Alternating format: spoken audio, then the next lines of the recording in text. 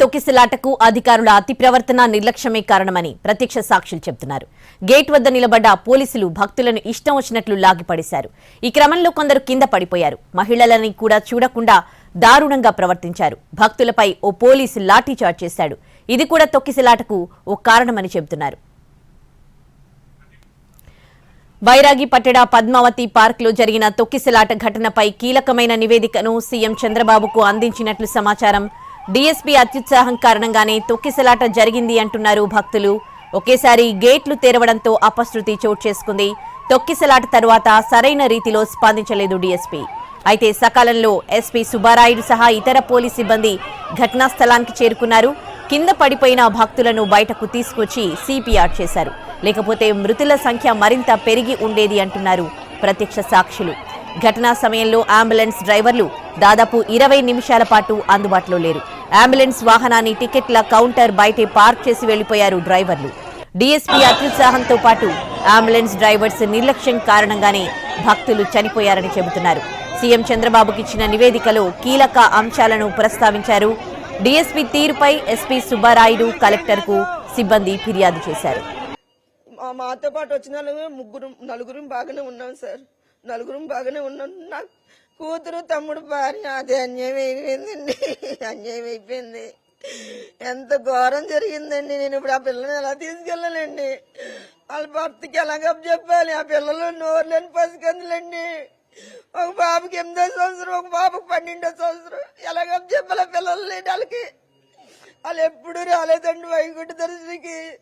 పిన్నిని 26 సంవత్సరాలు బట్టి వెళ్తున్నావు కదా, నీకు ఎప్పుడు ఇబ్బంది లేదంటావు. వైకుంఠ ద్వారం నాకు చూపించి పిన్ని వస్తారన్నదని మా తమ్ముడు భార్యకి, నా చెల్లి పిన్ని కూతురికి కూడా చేసి టికెట్ వచ్చామండి. ఆఖరికి వైకుంఠ ద్వారం కదండి, స్వర్గానికి దాన్ని పంపించేసి నేను వచ్చేస్తున్నానండి. దానికి వైకుంఠ ద్వారం కాదు, స్వర్గానికే పంపించేసి. ఇప్పుడు ఆ పిల్లలందరికీ ఏడు చూపించాలండి. ఆ శవాన్ని తీసుకెళ్ళి నేను చెప్పాలండి. నాకు అర్థం అవ్వట్లేదు అసలు. ఏంటి ఇది అర్థం అవ్వట్లేదు. ఎప్పుడు ఇలా చూడలేదండి, ఎప్పుడు చూడలేదు. ఇదే ఫస్ట్ అంటే అండి పొలోమని పడిపోవడంతో మేము కూడా కింద ఉండిపోయాము. పోలీసులు లాగారు మమ్మల్ని బయటికి. మమ్మల్ని లాగడాన్ని ఉన్నారులే, వెళ్ళిపోయారు. ఇప్పుడే మా అమ్మాయి నేను బాగానే బయటకు వచ్చేసాము. అయితే తను ముందుంది కదా, కొంచెం మాకన్నా ముందుంది తను లైన్ లో ఇదైనప్పుడు. అయితే తను వెళ్ళిపోయిందని మేము అక్కతో పాటు ఉందని మేము అనుకున్నాం అనమాట. మాకు ఐడియా లేదు దాని మీద. ఆ తర్వాత తెలిసిందండి తన కోసం. మాకు ఎలాగ ఫోన్ చూస్తే స్విచ్ ఆఫ్ వస్తుంది, ఎంత చూసినా దొరకలేదు. శవం అయిపోయి ఉందండి. ఒప్పుకున్నాయండి పచ్చిగా ఇప్స్, ఈ రుప్స్లోని ఇలాగ అయిపోయి దగ్గరికి అయిపోయింది. దానివల్ల పచ్చి నొప్పి ఉంది.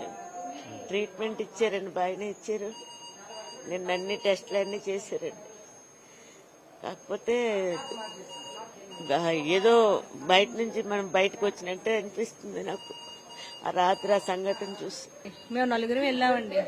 నలుగురివి చెయ్యిలు పట్టుకొని నలుగురివి లైన్లోకి వెళ్ళామండి. వెళ్ళబోసరికి జనాలు వచ్చి ఒక్కసారి తోసేశారండి.